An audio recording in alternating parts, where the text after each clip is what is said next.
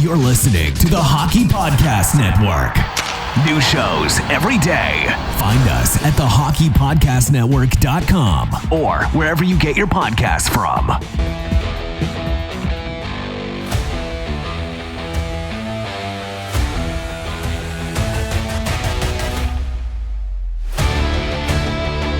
Hi everybody, welcome to the Blackhawks versus Red Wings game day preview. We are here to talk about, I guess, a redemption game, hopefully for the Red Wings, which are going down pretty hard to the Montreal Canadiens last night.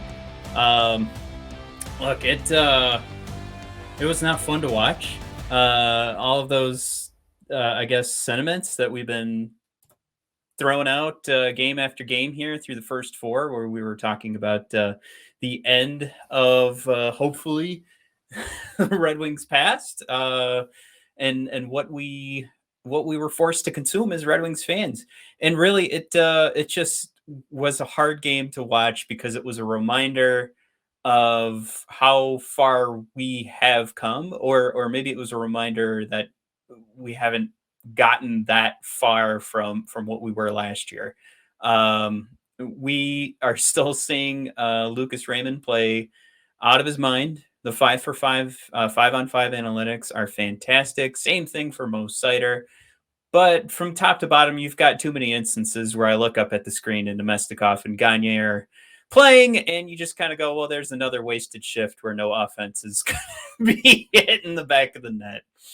So, look, we don't want to sit here and just, I guess, vomit all over that game because this is our Blackhawks preview. But of course, that's going to come into play because this is a back-to-back, and that is a rough game to have to stomach as not only us as fans, but as players. And you have to figure that is going to come into play, and some pretty notable differences that'll come into play tonight. We'll get into right now, starting with Nedeljkovic, obviously getting the start over Thomas Greiss. And let's take a look at what we've got. What we're looking at right now is just the evidence that compared to the Chicago goaltenders, the 5-on-5 analytics for Nedeljkovic. So, of course, there's going to be the disadvantage when we're on the penalty kill. Boom, I took that right out of there. Of course, when we're on the power play, of course he's not going to give up any goals statistically. So let's just take a look at the 5-on-5 analytics for these goaltenders. And Nedeljkovic already has the best numbers between all three of them. And again, that's Lankinen, Fleury, and Nedeljkovic being compared here. So while we're taking a look at this game, you could at least, from the early numbers here, say that the Red Wings will have the advantage from the individual person on the ice being Nedeljkovic. So I don't know how deep, again, we want to get into what happened last night, how deep we want to get into what's happened to the Blackhawks so far. But if we are going to take a look at that, I'm going to go ahead and give the nod to the Wingdings and Nedeljkovic.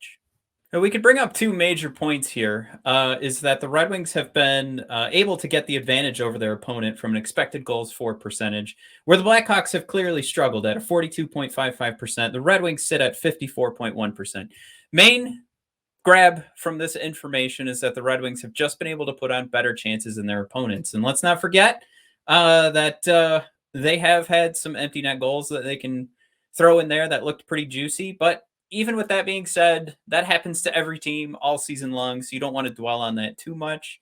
But we can move over a little bit here and take a look at maybe where the strategies are changing a little bit, because while the Red Wings and the Blackhawks have been able to limit their opponents' chances to about 2.36, 2.39 between the two teams, they're both giving up about the same amount of chances and level of chance.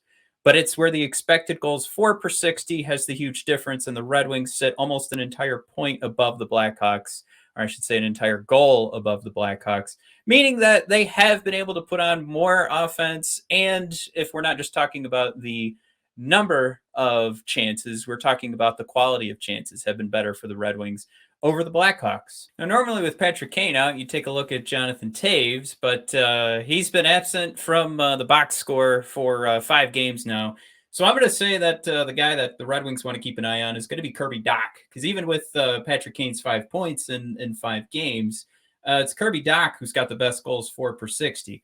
Now, for anybody on this list, if you take a look at the advanced analytics, it's where the goals for per 60 can't quite keep up with the goals against per 60, or from an expected standpoint, the same game is being played where the players that are bringing the most offense to the Blackhawks are just giving up way too much. So to finish up the conversation, we could take a look at the old wingdings and where we expect to see more of the offense coming from. Of course, it's going to start with that first line, and Dylan Larkin and Lucas Raymond are still the top producers for this team. And it's incredible that a rookie in Lucas Raymond is sitting at the top of the expected goals for percentage tables for the Detroit Red Wings. Clearly making the additions of Moritz Seider and Lucas Raymond have upgraded this team substantially, because you could easily make the argument those are your two best players on this team. And absolutely, if you're taking a look at the top 5 guys on this team, it includes them.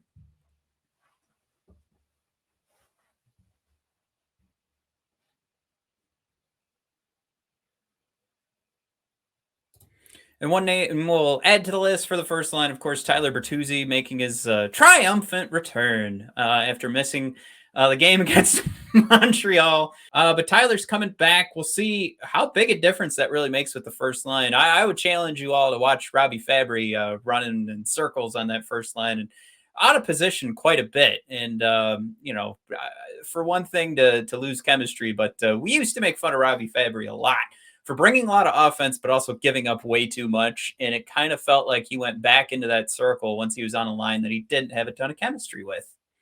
So with Tyler Bertuzzi coming back in, I think we are going to have a stronger first line, despite it already being, it hasn't really stumbled too far since the season has started. But we obviously know that Bertuzzi, Raymond, and Larkin is going to look a lot better than what we saw against the Canadiens. Now, to wrap a neat little bow on this entire conversation, Filip Hronek, I'm assuming, is making his comeback as well tonight. Danny DeKeyser, who I'm assuming will take the night off tonight, because it was mentioned that Jordan Oesterle would be getting some play time, considering he's on cap friendly as our left side defenseman, despite playing both sides in his career of left side and right side defenseman.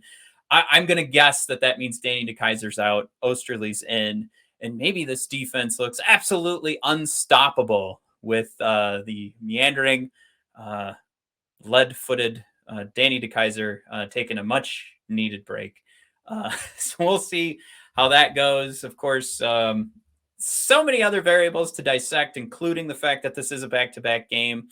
I wonder, too, if this was something where that last night's game didn't really get too much of a push from the Red Wings. Are they really going to be exhausted? Or is it just the idea, or is it that they're playing a game in back-to-back nights that it becomes that much of a struggle? Or is this really just best for a hockey team? Are we going to see that it's better for a team to play back-to-back nights after getting absolutely shellacked, so that they can, to steal a phrase from Ted Lasso, be a goldfish, forget what happened, jump right into the next game, and try to get back and redeem yourself and get back to where you were just one game earlier.